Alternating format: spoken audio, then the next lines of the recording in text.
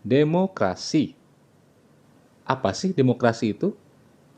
Sebagai seorang warga negara Republik Indonesia, kita sering mendengar istilah demokrasi tersebut diucapkan atau ditulis, tapi mungkin kita juga masih belum paham sebenarnya demokrasi itu apa.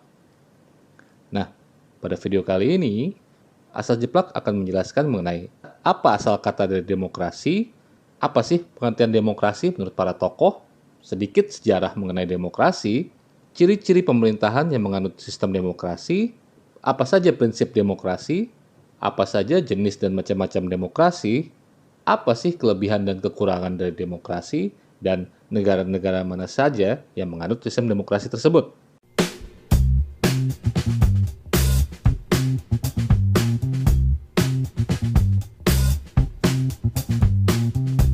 Yuk kita mulai dari pertama, yaitu asal kata dari demokrasi. Demokrasi berasal dari kata demos dan kratos, di mana demos sendiri berarti rakyat dan kratos berarti kekuatan, yang kalau digabungkan artinya harfiah sekali, yaitu kekuatan rakyat. Kemudian menurut beberapa tokoh sejarah, mereka memiliki definisi sendiri mengenai demokrasi ini, yang biasanya tergantung dari paham politik mereka yang mereka anut saat itu. Misalnya yang pertama dari Franklin D. Roosevelt, dia menyatakan bahwa jangan sampai kita lupa bahwa pemerintah adalah diri kita sendiri dan bukanlah kekuatan asing atas kita. Penguasa utama dari demokrasi kita bukanlah seorang presiden dan para senator dan anggota kongres dan pejabat pemerintah, tetapi para pemilih di negara ini. Kemudian yang kedua menurut Benito Mussolini yang terkenal fasis. Menurut dia, demokrasi itu hanya indah dalam teori. Dalam prakteknya, itu adalah suatu kekeliruan. Ini menurut Mussolini ya, bukan menurut Asal Jeplak.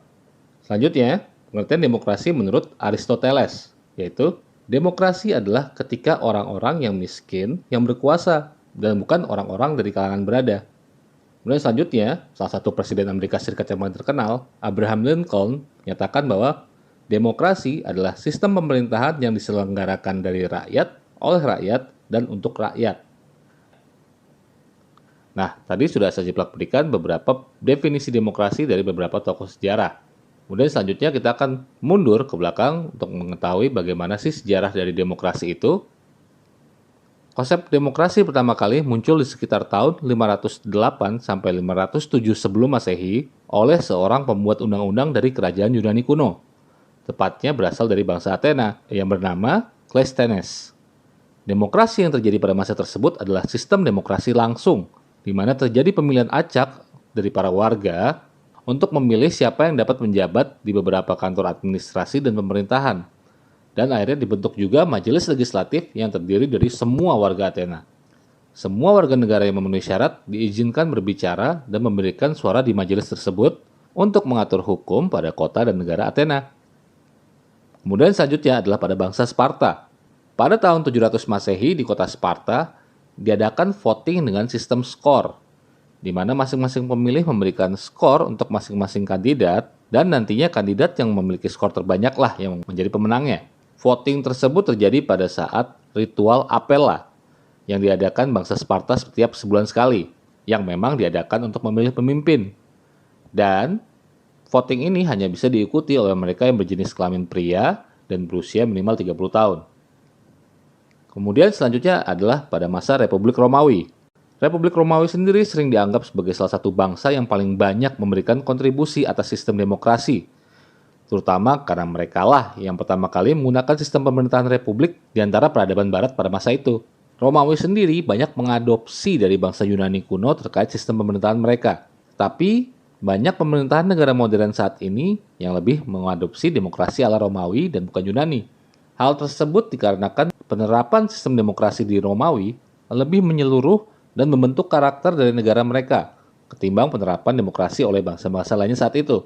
Bangsa Romawi menerapkan demokrasi ke dalam setiap aspek negara, seperti memiliki dewan legislatif dalam bentuk senat yang merupakan perwakilan rakyat yang berperan dalam merumuskan undang-undang serta menentukan pemimpin. Sistem perwakilan tersebut saat ini lebih dikenal dengan nama demokrasi perwakilan, alias representative democracy. Kemudian kita menuju abad pertengahan. Di zaman ini, banyak bermunculan sistem pemilihan suara, meskipun tidak berskala nasional, dan hanya dilakukan oleh sebagian kecil dari masyarakat saja.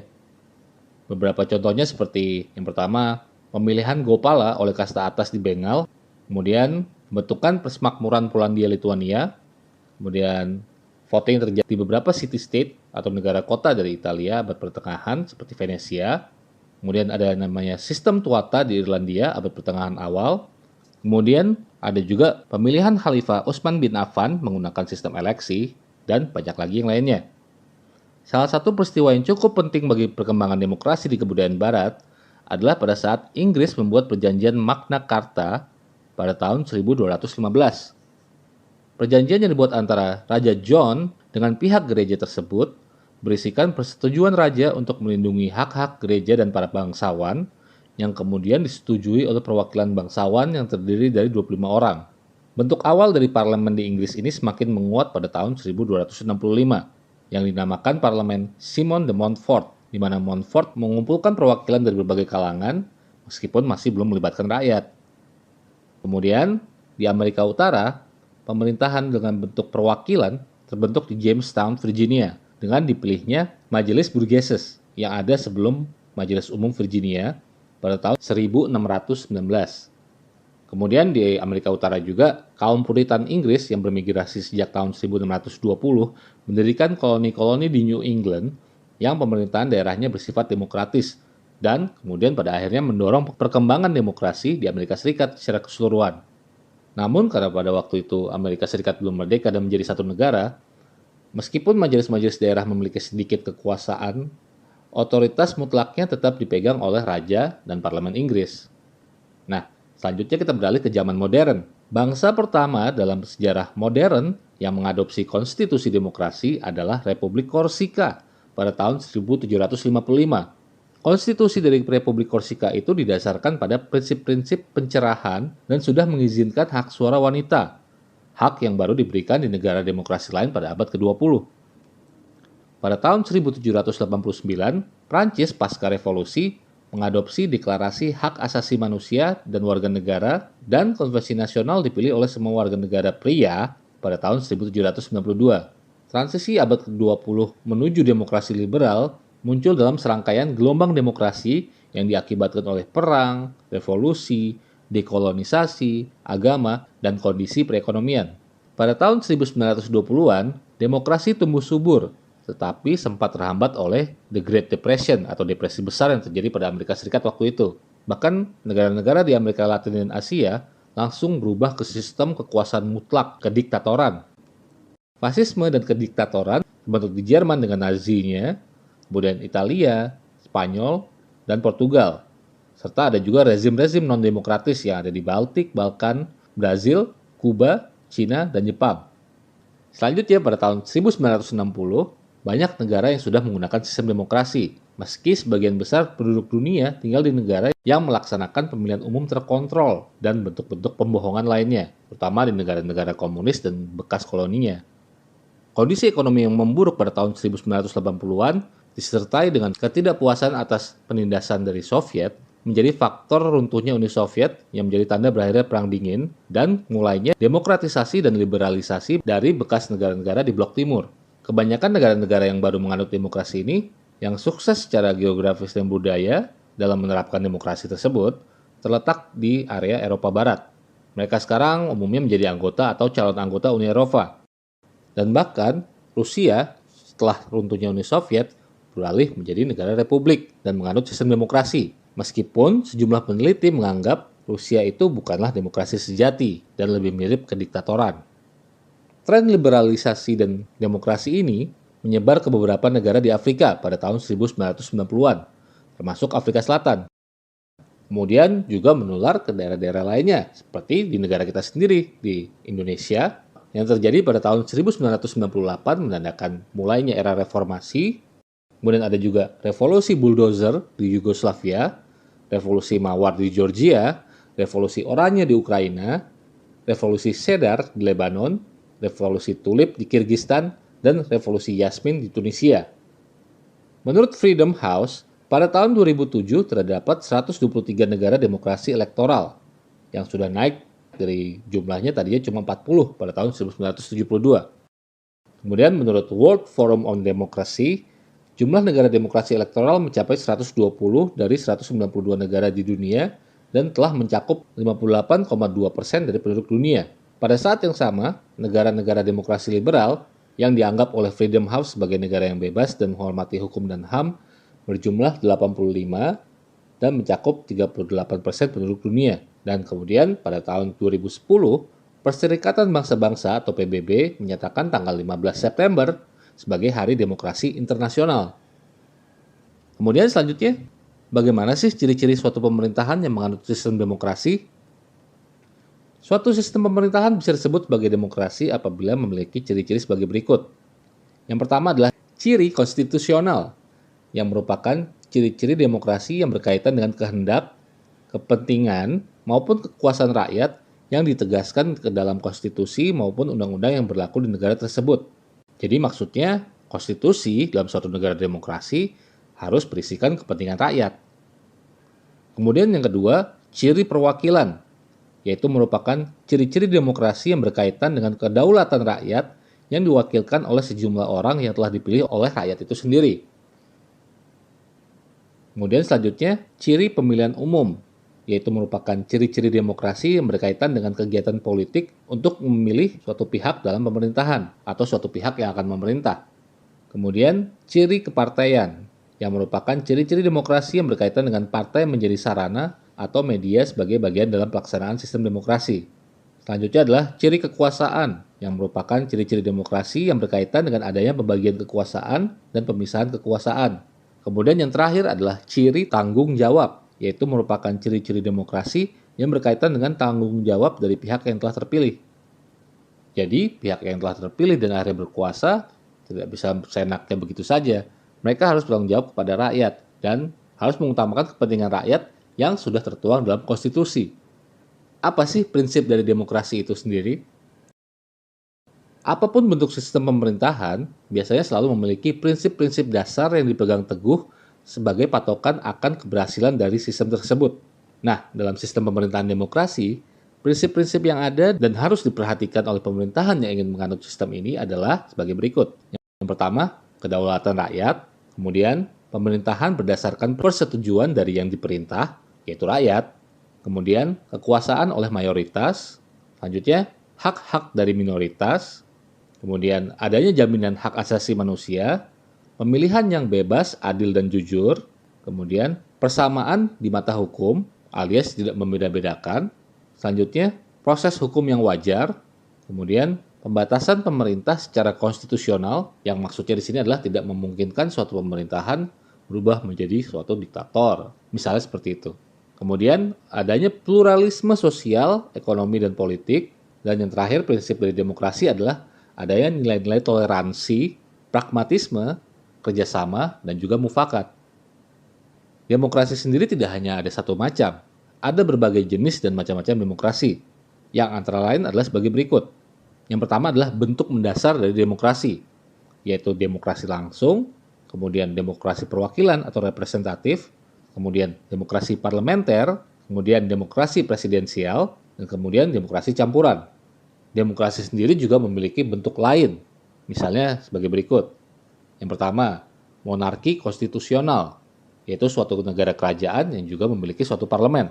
Jadi, suatu kerajaan yang menganut monarki konstitusional tidak lagi bisa memerintah secara absolut, tapi harus mengikuti konstitusi atau undang-undang yang berlaku yang telah disepakati bersama.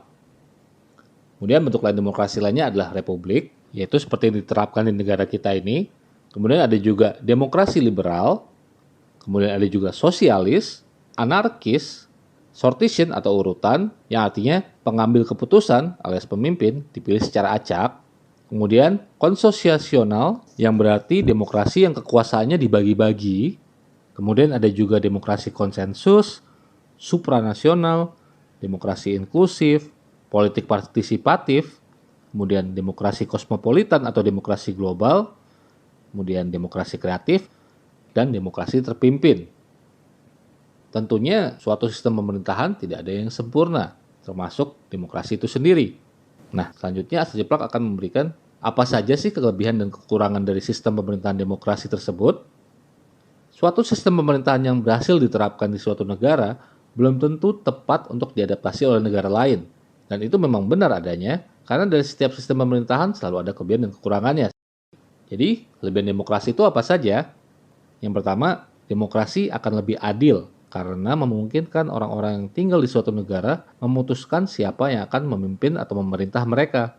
Pemilihan umum yang biasanya ada dalam negara demokrasi merupakan cara terbaik untuk menetapkan legitimasi bagi seorang pemimpin atau suatu pemerintah di dunia modern. Karena pemerintah tersebut memang dipilih oleh mayoritas rakyat, sehingga biasanya akan terjadi stabilitas politik. Kemudian kelebihan demokrasi selanjutnya adalah sebagai cara yang efektif untuk memastikan transisi yang lebih lancar ketika pemerintah dan pemimpin berubah, misalnya setelah berakhir masa kerjanya. Selanjutnya, sistem demokrasi bagus dalam memastikan keterbukaan dan mengawasi korupsi. Ini dikarenakan kelompok-kelompok politik yang saling bersaing terus-menerus berusaha mengekspos kesalahan dan kejahatan satu sama lain, terutama pemerintah yang sedang berkuasa saat itu. Kemudian selanjutnya, pada sistem demokrasi, warga negara sudah tahu bahwa mereka memiliki hak suara dan bahwa pemimpin atau pemerintah mungkin akan berubah pada pemilihan berikutnya. Sehingga kecenderungannya adalah tidak melakukan kerusuhan, pemogokan umum, atau pemberontakan. Selanjutnya, pemerintahan yang demokratis cenderung tidak akan berperang dengan negara lain. Ini karena pemerintahan yang berkuasa umumnya membutuhkan dukungan dari orang-orang yang ada di belakang mereka. Kemudian selanjutnya, demokrasi mendorong rasa memiliki pada setiap warga negaranya karena mereka merasa dapat berpartisipasi penuh dalam proses politik, yaitu dengan memiliki hak suara tersebut. Nah, selanjutnya, apa saja sih kekurangan dari demokrasi? Ada beberapa kekurangan demokrasi yang juga perlu kita ketahui. Jadi tidak semuanya tentang demokrasi itu adalah hal-hal yang bagus saja. Yang pertama, dikarenakan para pemimpin atau pemerintah umumnya dipilih untuk melayani masyarakat dalam jangka waktu tertentu, yaitu sekitar 4 atau 5 tahun, menjadikan biasanya pemerintah tersebut sering tidak melihat melampaui dari pemilu berikutnya atau melampaui dari masa pemerintahan mereka. Jadi kadang-kadang beberapa masalah sosial, lingkungan, dan ekonomi tidak terselesaikan karena beberapa ada yang membutuhkan solusi jangka panjang yang tidak bisa di-cover hanya dalam 5 tahun saja.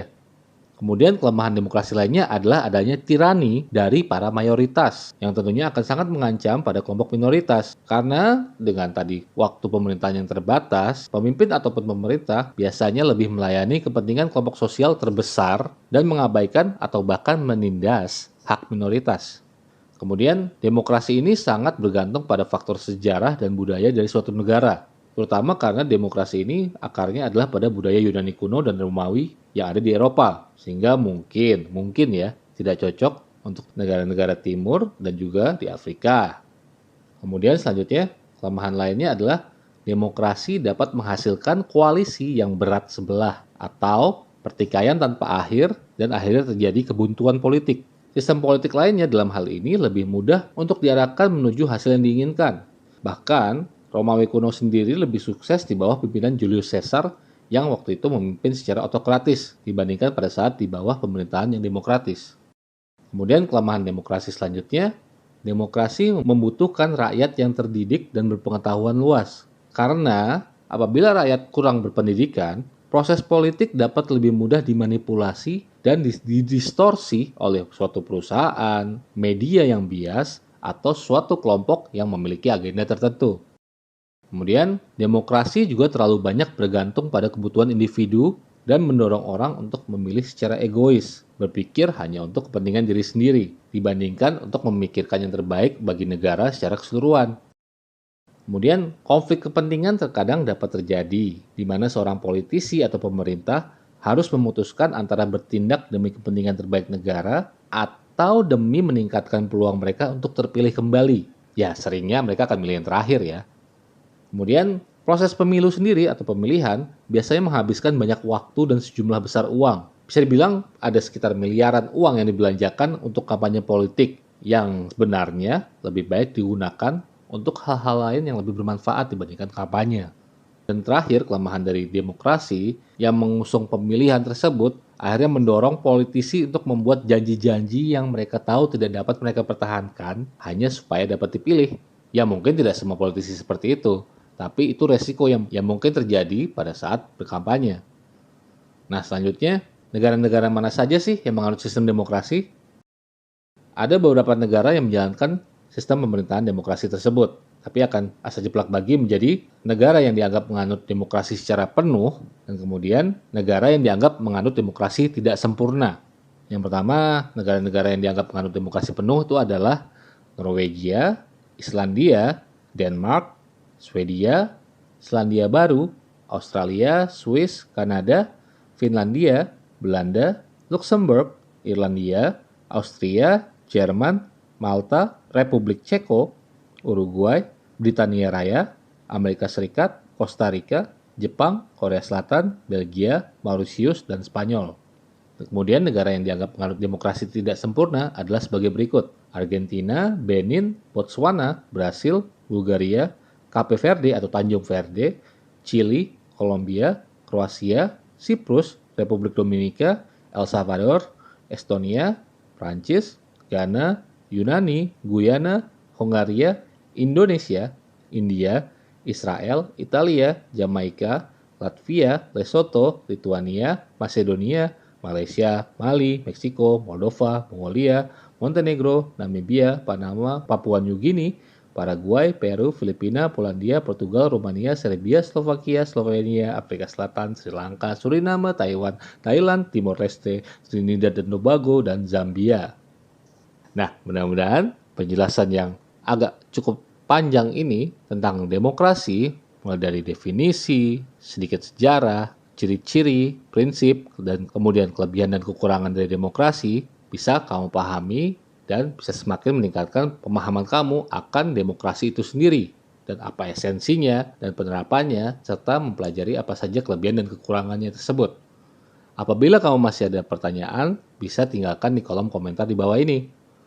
Dan jangan lupa, kalau kamu menyukai video ini, berikan like, share, subscribe, dan klik pada tombol bel notifikasi supaya kamu selalu update dengan video-video terbaru yang ada di channel Sejeplak. Thank you for watching this video, and I'll see you next time.